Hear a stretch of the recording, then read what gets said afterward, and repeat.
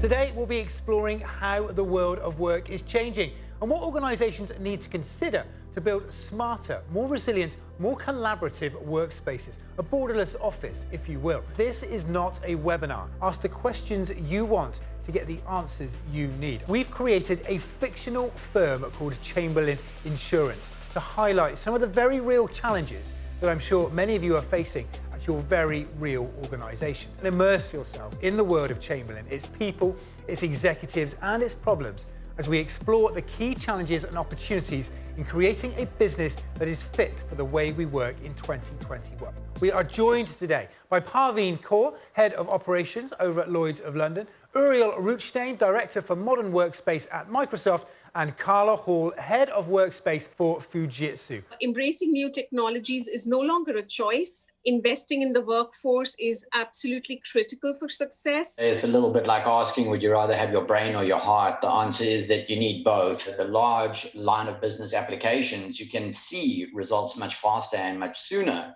from your investment into the collaboration and productivity tools. Call up the results from our audience poll now, if we can. We'll just maybe get a sense of what the audience are thinking. Those findings, do they tally with you? Certainly, Fujitsu itself, we had to transform with our customers all at the same time. But the sooner we realized that it was not a technology challenge and it started pivoting more towards a human challenge, I think that's where the acceleration and the adoption of this new way of working started. I think well-being is something that's now been embraced more and been, we've talked about it for a long time, but actually recognising what that means for the opportunity that it brings to manage the way that we work and to balance the opportunity to look after ourselves. People just realizing after a while that this was not temporary, that only 35% of people actually have a dedicated home office. It sounds like a small thing, but it's actually a very big thing. If you don't have a dedicated workspace in order to be able to get your work done, then that can be really, really difficult. So let's go maybe to our first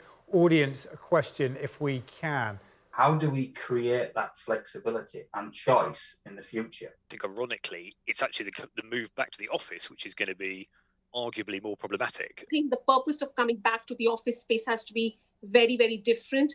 Hope that the new norm that we go back to is a better norm. Look at where can we target first to ease the frustration and share the support and the knowledge to be able to ease that burden. Reduce some of those mundane activities to allow them to support the higher value customer service elements is something that, I think is a real opportunity. So seeing the acceleration and being able to automate some of those tasks. We have this tendency to get sucked into meeting after meeting after meeting, and before you know it, 8 to 10 hours have passed on back-to-back meetings and you just feel a little bit isolated. How do you motivate people and how do you make sure that some of that culture and camaraderie is continuing to foster and continuing to grow? We at Fujitsu have got a fantastic group of new talent. They've joined an organisation during this pandemic. So, the Borderless Office is about how do you create an environment where it is natural. Scheduling time where you just get together and don't talk about work. If you remember the BBC interview where, you had that gentleman that was interrupted by his kid coming in,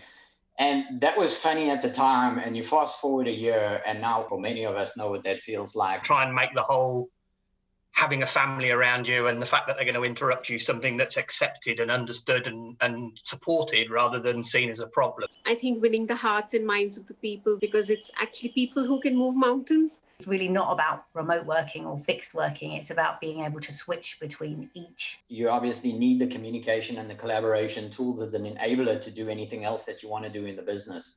And so that certainly makes sense to me in terms of the audience voting them. To ensure that the teams are equipped well and are capable to do their job, I think technology's input and support cannot be undermined. Will we in a few years be talking about fixed and remote, or will it just be the way it is that we choose to work? It's been an absolute pleasure hosting you here today. Hope you enjoyed that because while the scenario and Chamberlain itself, of course, might be fictitious, many of the challenges are very real. It's been great hearing how you're exploring those at your respective organisations, and we look forward to seeing you again soon.